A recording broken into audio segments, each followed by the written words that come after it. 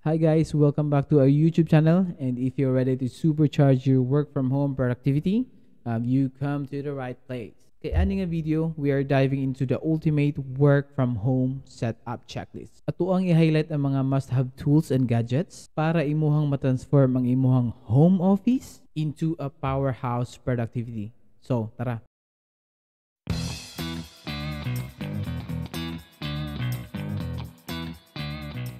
O kini pangutana, nganong importante man nga ready ka sa imong work from home setup? Of course, dapat ready ka if mag-start na ka sa imong work from home setup. Kung sa gera pa na, dapat sakto kag bala. Yes, lami pa minawon nga nara ka sa balay. Pero you still need to do preparations para maiwasan nimo ang mga aberya or mga problems in the future. So kini nga checklist mo ni siya ang guide nimo para smooth sailing ang imong work from home experience. Okay, number 1, workspace essentials. Selecting right location. Importante kaayo nga na kay dedicated workspace sa inyong balay para makatrabaho kag tarong. Samo kay na magtrabaho kay tapos alingugngug. Best spot nimo, pili atong mingaw nga room. Kung naa magani kay extra room, at least katong dili kayo maabot sa banha bitaw gikan sa gawas. Banha na gunang gawas daan na impas jud ka og banha po nang sa sulod. Next is ergonomic chair and desk. Lingkuranan, maudyo na ang imong best friend if makatrabaho na ka online. So, if mo palit mangani ka og bag-o, katudyong comfortable ka maglingkod. You know what? Dako biya kay nag-impact sa imong health kay taas-taas kaayo ang oras bitaw nga maglingkod ka. Kanang mga gaming chairs, nindot na. Medyo mahal ang jud po siya gamay, pero sulit ra. Promise. Health is wealth, you know. Ayaw lang pud sa if dili pa pud nimo afford, especially if pag-upa ka. Ang importante, comfort nimo inig trabaho nimo. Nice. Number 2, tech gears for efficiency. Unsa na? Okay, number 1 na is fast and reliable internet. Alam na, PLDT o Globe. Fast and stable internet connection is a must. Ayaw connect ato mga piso wifi sa gawas. You know, Philippines is part of the third world country. So, expected yun nga hinay siya. Okay ra na og nag-Facebook ra ka. Ang problema nimo kay ang client nimo is foreign German. So, expected na ang ilahang connection dito, ang speed nila dito is pas-pas. Kanang 5 Mbps nimo, okay ra gud na sa mga gagmay nga task. Pero kung kaya nimo mag-fiber, so mag-fiber ka na lang diretso. Kay dako kayo na sig impact sa communication nimo sa imong client ug pinaspasay nga trabaho. Sunod, laptop or desktop. Of course, og mag-work from home ka, so dapat na jud kay laptop or desktop. Dili pwede ng cellphone ra patay tambos ana. Then kung mopalit kag laptop or desktop, the higher the specs, the better para dili masayang imong kwarta. Apil man na siya sa imong investment. Bisag at least 8 GB RAM, okay na siya if mag virtual assistant ka. Nganong mas better man ang higher specs, mas paspas man siya. Okay. In a long run man good, katong mga low specs nga laptop, mulag to siya sa mga multitasking jobs. Saputon ka. Sunod, external monitors. Nindot pod og naka external or extra nga monitor. Mas paspas imuhang productivity ug maka-multitask kag pinawitik. Bitaw ay lang pud sa og wala. Number 3, communication tools. Web camera and microphone. Camera ug microphone, yes. Dako kayo gigampanan ang camera ug microphone sa imong trabaho online, especially kung natunong ka sa work nga sige mog meeting sa imong boss or client.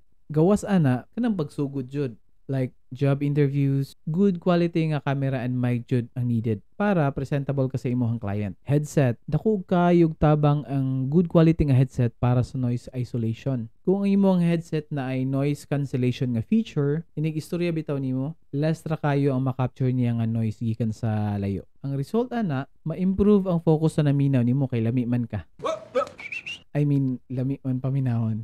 Sunod, instant messaging and collaboration apps. Importante po nga aware ka or naka-idea sa mga messaging ug mga collaboration apps nga common ginagamit online. Para dili po ka maigno ug moingon si client nga, okay Juan, you're hired. You may join the Zoom meeting tonight. Unya, wa ka kabaluan ng Zoom. Wala, nga. Bitaw search lang good pud sa mga common nga collaboration apps online. Makita ra mo na sa Google. Google. Number 4, organization, and productivity boosters. Unsa man na sila? Whiteboard or planner. Actually, pwede raman nimo ibutang sa imong laptop or desktops katong mga everyday ni mga task. Pero lahi ra gyud bitaw yutong na UK visuals para murag mas makita mo gud nimo gud. Dako kayog tabang ang whiteboard or planner kay makita man gyud nimo siya sa tubangan. So perminti kang ma-remind. Cable management. Oo, kinig yung mga cables and wires mo na makadalag dubo sa imong workspace. So tip para mahinlo imong workstation, palit kang mga zip ties, cable strips, mga bag tags para mas organize ang ilahang mga placements. Desk organizer. Kung nakatry na ka og trabaho sa isa ka company, di ba naman gyud mo itag-sa ka desk? Katuning sa mga office jobs ha, di ba naaman mo yung mga desk organizers nga nakabutang? Diri sa work from home job setup, importante gihapon ang desk organizers. Mas organized, mas hinlo, mas komportable ka, so mas productive ka. Number 5, comfort and well-being. Unsa man na? O isa na, proper lighting. Dako kayong impact sa suga sa imong workstation. Kabalo ba ka nga eye strain ang isa sa mga common problems sa mga nag-work from home? Health is wealth mga kapatid. I-set up ang imong suga nga dili ra pud kayo silaw. O dili ra pud kayong ngit-ngit. Basta ka nagung gwapo mo o gwapa mo lang tawon, pero walay laing masakitan. Charot. Indoor plants. Oxygen, oxygen, oxygen. Kabalo ba ka nga basta present ang nature sa imong office, mo increase pud ang levels of happiness? Niya? Ginagawa mo. Yes. Studies shows that greenery has the power to help your brain generate new ideas. So mas happy ka, productive pa jud ka. In short, bahalag single basta happy. Nice. Comfortable chair cushion. Kabalo ka unsay pinaka-common nga sakit sa mga nag-online jobs? Sige daw, tagna. I-comment niya sa ubos si Montubag. Yes, back pain. Maunay pinaka-common nga sakit nimo basta nag-work from home na ka. Mauna nga apil na siya sa workspace essentials kaniha. I-feeling nimo nga sakit na bitaw imong likod inig trabaho, tapos dili na bitaw madalag liso-liso.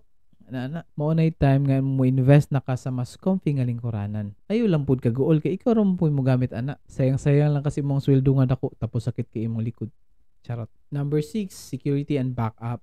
So man na sila, cyber security measures. Oo, kini siya. Importante kaayo nga aware ka aning mga butanga. Kay if magtrabaho na ka kay client, dili malikayan nga na sila isend mo nga mga sensitive nga data. And it should be protected. Dako pud og role ang mga antivirus ug mga data firewalls para safety ang imong files. Take note, ayo pud basta-basta og connect ato mga public wifi's kana bitaw magtrabaho ka sa gawas kay prone kayo ka sa mga hacker. Another one is regular data backup. Ugaliing mag-backup regularly sa imong mga files. Wala ta kabalo kano sa amo tiriring imong laptop. So paniguro na lang jud og backup diha. Kay na magmahay juga. So recap sa to ang checklist. Number 1, workspace essentials. Number 2, tech gears for efficiency. Number 3, communication tools. Number 4, organization and productivity boosters. Number 5, comfort and well-being. Number 6, security and backup. So guys, if nag-start na mo sa inyo ang online journey, feel free to share your work from home setup experience. And if na mo ma-recommend, type in lang sa comment section below. And once again, thank you for watching. And if you like this kind of content, please like and subscribe for more productivity tips. Ug mao to siya for today's video. I hope this checklist will be your secret weapon para mahimo nimo ang imong ultimate work from home setup. Ang optimized nga workspace, dako ka na siya ihatag impact sa imong online journey. Less stress, happy ka magtrabaho. If you found this video helpful, give it a thumbs up and share it with your friends. Don't forget to subscribe and hit that notification bell so you won't miss any of my future content. So once again, thank you for tuning in, and until next time, stay productive and work smart. Adios!